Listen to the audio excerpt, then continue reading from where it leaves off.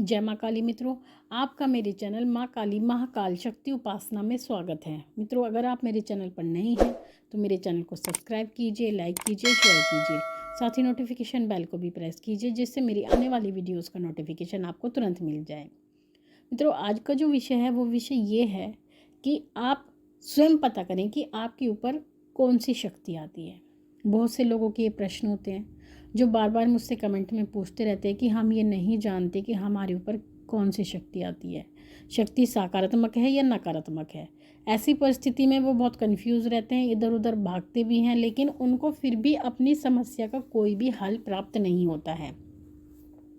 यानी जो वास्तविक स्थिति होती है उससे वे बिल्कुल भी पता नहीं कर पाते कि उनके साथ कौन सी शक्ति चल रही है। लेकिन कुछ ऐसे लक्षण संकेत होते हैं जिनके माध्यम से हम स्वयं भी पता कर सकते हैं कि हमारे ऊपर कौन सी शक्ति आती है।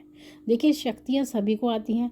ऊर्जा ऊर्जा होती है, वो नकारात्मक भी हो सकती है, सकारात्मक भी हो सकती है। लेकिन ऊर्जा में जो होता है वो होता है आपको अंतर पता करना। अंतर पता करना इतना आसान नहीं होता, और ये अंतर वही पता कर सकते हैं जिनको अच्छी जानकारी होती है। जिनको जानकारी नहीं होती वो कुछ नहीं बता सकते आपको, वो आपको घुमा देंगे। तो ऐसी परिस्थिति में आप सबसे पहले तो ये कोशिश करें कि आप अपनी परेशानी को, अपनी समस्या को स्वयं हल कर सकें, क्योंकि जिसके पास आप जाते हैं ज़रूरी नहीं है वो व्यक्ति सही हो, जेन्युइन हो। तो ऐसी परिस्थिति में आपको जाकर के उल्टा फ़ायदा नहीं होता, नुकसान हो जाता है। तो सबसे पहले कोशिश करें कि आप घर पर बैठकर ही कुछ ज्ञान प्राप्त करें और स्वयं पता करने की कोशिश करें कि वास्तविकता क्या है। तो ऐसे ही कुछ संकेत हैं जिनके माध्यम से आप पता कर सकते हैं कि आपके साथ कौन सी शक्ति चलती है। देखिए, सकारात्मक शक्ति और नकारात्मक शक्ति, अब ये दो शक्तियां हैं, तो आपको स्वयं पता करना है कि आपके ऊपर कौन सी शक्ति आती है।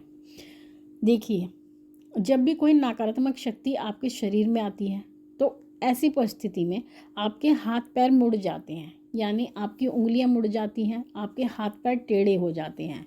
वो स्वतः ही मुड़ते हैं, ये नहीं कि आप स्वयं मोड़ते हैं, ऐसा नहीं होता। जब भी वो शक्ति आपके शरीर में प्रवेश करती है तो आपके हाथ पैर पैर मुड़ जाते हैं, उंगलियां मुड़ जाती हैं, आपकी कलाइयाँ मुड़ जाती हैं और कोहनियाँ घूमने लगती हैं। इस प्रकार से आप अजीब अजीब तरह से एक पोस्चर बनाने लगते हैं, यानी आपके हाथ पैर अजीब तरह से हो जाते हैं। साथ ही जब कोई नकारात्मक ऊर्जा की सवारी आएगी तो वो आपको जो देखेगा वो आंखें फाड़ फाड़ के देखेगा, यानी बड़ी बड़ी आंखें करके देखेगा, अपने आसपास देखेगा, चारों तरफ देखेगा, आंखें खोल कर देखेगा, आंखें बंद करके बिल्कुल नहीं देखेगा। जो नकारात्मक शक्ति वाला व्यक्ति होगा, जिनको नकारात्मक शक्ति आती है, वो अपनी देह में चोट भी पहुंचा लेते हैं, यानी अपने शरीर को नुकसान पहुंचा लेते हैं। यानी अपने हाथ पैर ज़मीन में मारते हैं या सर भी ज़मीन में मारते हैं इस प्रकार से, या फिर खेलते हैं तो इतना खेलते हैं कि आपकी नसें, एक एक नस हिल जाती है। इस प्रकार से वो खेलते हैं, यानी आपके शरीर को कष्ट देती है जो नकारात्मक सवारी होती है। और दूसरी बात, कई बार तो जिनको नकारात्मक शक्ति की सवारी आती है उनके मुंह से झाग भी निकलने लगते हैं। और ऐसी परिस्थिति में आपको जान लेना चाहिए कि ये सवारी सकारात्मक सवारी नहीं है, ये नकारात्मक सवारी है। सबसे महत्वपूर्ण ये लक्षण है। दूसरी चीज़, जो सकारात्मक सवारी आपके साथ आती है, यानी किसी देवता की सवारी अगर आपके पास आती है तो वो देवी देवताओं का जयकारा लगाती हुई आती है। यानी जो भी देवता की सवारी होगी, वो कोई भी सवारी हो सकती है, भगवान भोलेनाथ की, माँ दुर्गा की, माँ काली की। तो ऐसी परिस्थिति में जब भी वो सवारी आती है तो माँ का जयकारा लगाती हैं, इष्ट देव का जयकारा लगाती हैं। इसके विपरीत जब नकारात्मक शक्ति की सवारी आती है वो जयकारा बिल्कुल नहीं लगाती है, बिल्कुल भी जयकारा नहीं लगाती है। उल्टा वो अपशब्द कहती है, कुछ ऐसे शब्द बोलेगी जो अप्रिय होंगे। और ऐसी परिस्थिति में आपको जान लेना चाहिए कि ये सवारी सकारात्मक नहीं है, यानी देवी देवता की नहीं है। जब भी किसी भूत प्रेत पिशाच की सवारी आती है तो उस समय पर उस व्यक्ति की मुट्ठी बंद हो जाती है, यानी वो दोनों हाथों की मुट्ठी बना करके मुट्ठी बंद कर लेते हैं और टाइट मुट्ठी बंद कर लेते हैं। ऐसी मुट्ठी बंद कर लेते हैं जो किसी से खुले ना। तो आपको जान लेना चाहिए कि ये नकारात्मक सवारी है। साथ ही उनकी उंगलियां जुड़ी रहती हैं, यानी वो उंगलियों को अलग नहीं करते, उंगलियों को जोड़ कर रखते हैं और मुट्ठियाँ भी बंद कर लेते हैं। तो ये लक्षण होते हैं नकारात्मक सवारी के। साथ ही जब देवी देवता की सवारी आती है, सकारात्मक ऊर्जा की सवारी आती है, तो उनकी उंगलियां खुली रहती हैं, मुट्ठियां बंद नहीं होती, उंगलियां खुली रहती हैं। और जो देवी देवता की सवारी आती है, जब वो पूछा देखते हैं, यानी पूछा आपको देते हैं, तो कुछ शक्ति ऐसी होती हैं जो पूछा गेहूं के माध्यम से देती हैं, कुछ शक्तियां चावल के माध्यम से देती हैं। लेकिन नकारात्मक शक्ति इस प्रकार से कभी पूछा नहीं देती है। जो सकारात्मक सवारी होती है, देवता की सवारी होती है, वो आपसे कभी भोग नहीं मांगती है, या कभी मांगेंगी तो उस परिस्थिति में मांगेंगी जब आपने उनसे कोई वचन किया हो। जैसे कि हमने ये वचन किया है कि हमारा ये कार्य बन जाए तो हम आपको भोग देंगे।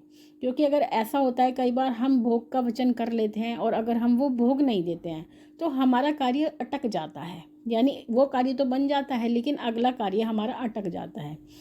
तो ऐसी परिस्थिति में तो देवता आपको याद दिला देते हैं कि आपने वचन किया था, अन्यथा वो आपसे कभी भी किसी भी प्रकार के भोग की मांग नहीं करते हैं।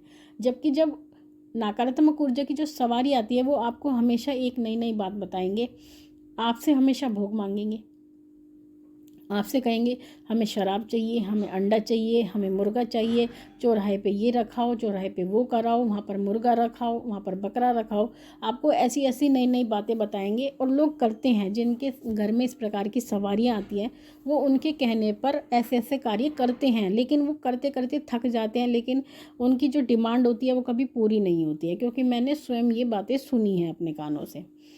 तो ये भी एक लक्षण होते हैं नकारात्मक और सकारात्मक सवारी के। जब आप पूजा करते हैं तो पूजा करते समय जो नकारात्मक सवारी होती है, उनके शरीर में दर्द होता है, यानी उनके शरीर में बहुत ज़्यादा दर्द होगा और दर्द भी ऐसा होगा कि वो असहनीय दर्द होगा। तो उस परिस्थिति में आपको बहुत दर्द होगा। तो आपको ये जान लेना है कि ये सवारी नकारात्मक है। जबकि जब किसी देवता की या देवी की सवारी आती है, दिव्य ऊर्जा की सवारी आती है, उस समय पर आपको शांति का अनुभव होता है, एक अलग ही आनंद का अनुभव होता है। और वो आनंद ऐसा होता है जिसमें आप डूब जाना चाहते हैं। तो ये अंतर होता है सकारात्मक और नकारात्मक सवारी का। तो जिस व्यक्ति के अंदर प्रेत होता है, यानी कोई नकारात्मक ऊर्जा होती है, तो उनके साथ क्या होता है, जब वो पूजा करके उठते हैं तो वो बहुत गुस्सा करते हैं, यानी घर में लड़ाई झगड़ा प्रारंभ कर देते हैं। जबकि इसके विपरीत जो सकारात्मक सवारी वाले व्यक्ति होते हैं, उनका मन शांत होता है, शांत स्वभाव से वो उठते हैं, सबसे अच्छी प्रकार से बात करते हैं। जो नकारात्मक सवारी होती है, उनकी सवारी में जो आवाज़ होती है वो कर्कश होती है, यानी कड़वी भाषा का प्रयोग करते हैं और भद्दी भाषा का प्रयोग करते हैं। और आवाज़ भी उनकी कड़वी होती है, यानी सौम्यता नहीं होती, रूड हो जाते हैं बात करते हुए। और जबकि जो दिव्य ऊर्जा होती है, जो सकारात्मक सवारी होती है, उसकी आवाज़ में सौम्यता होती है, बहुत ही ममता होती है, प्रेम होता है। तो ये भी एक बहुत बड़ा अंतर होता है दोनों की सवारियों में। जो सकारात्मक ऊर्जा वाला व्यक्ति होगा, यानी जिनको दिव्य ऊर्जा की सवारी आ रही होगी, वो आपकी आंखों में देखकर बात करेंगे, वो आपसे कभी भी आंखें चुराकर बात नहीं करते। लेकिन जो नकारात्मक सवारी होती है, वो आपकी आंखों में नहीं देखते, वो इधर उधर देखते रहेंगे लेकिन कभी आपकी आंखों में नहीं देखेंगे। साथ ही जिनको सकारात्मक सवारी आती है, उनको सकारात्मक शक्ति से आशीर्वाद प्राप्त होता है। और जो प्रेत की सवारी होती है, नकारात्मक ऊर्जा की सवारी होती है, उसको पूजने से आपके घर में परेशानियां होती हैं। आप जितनी उनकी पूजा करते जाएंगे, जितने भोग प्रसाद आप देते जाएंगे, जितनी भी उनकी डिमांड है अगर आप पूरी करते जाएंगे, तो आपके घर में जो परेशानियां हैं वो बढ़ती चली जाएंगी, यानी आपके घर से परेशानी कभी ख़त्म नहीं होगी। लेकिन जब दिव्य सवारी आपके घर में आती हैं, सकारात्मक सवारियां अगर आपके घर में आती हैं, तो अगर आप उनको भोग प्रसाद दे दें तो आपको उनका आशीर्वाद प्राप्त होता है और आपकी जो घर की समस्या है वो धीरे धीरे करके ख़त्म होने लगती हैं। तो मित्रों ये सभी लक्षण होते हैं, ये सभी अंतर होते हैं दोनों सवारियों में। अगर आपके अंदर भी ऐसी कोई सवारी आती है तो इनके माध्यम से आप स्वयं पता कर सकते हैं कि आपके ऊपर कौन सी शक्ति की सवारी है। क्योंकि सबसे पहले तो हमें यही पता करना होता है कि हमारे पास जो सवारी है वो दिव्य ऊर्जा है, यानी देवता की सवारी है, या किसी भूत प्रेत पिशाच आदि की है। तो आप इस अंतर के द्वारा स्वयं पता कीजिए।